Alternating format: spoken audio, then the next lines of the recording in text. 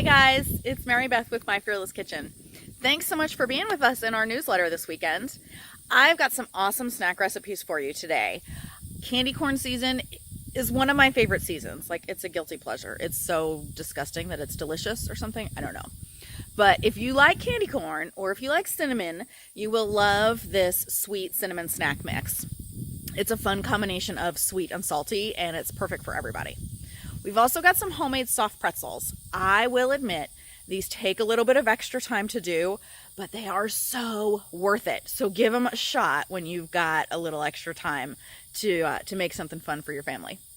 And then if you're anything like me, you don't bake with yeast a lot, but when you do, you need to make sure that your yeast is good before you get halfway into a recipe and realize that it's not going to work, like those homemade soft pretzels. I'm not saying that's happened to me, but maybe it's happened to me.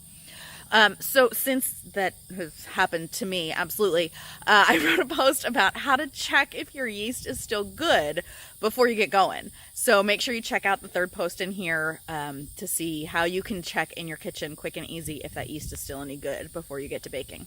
So thanks so much for joining us. Have a great rest of your weekend, and I'll see you guys soon. Bye.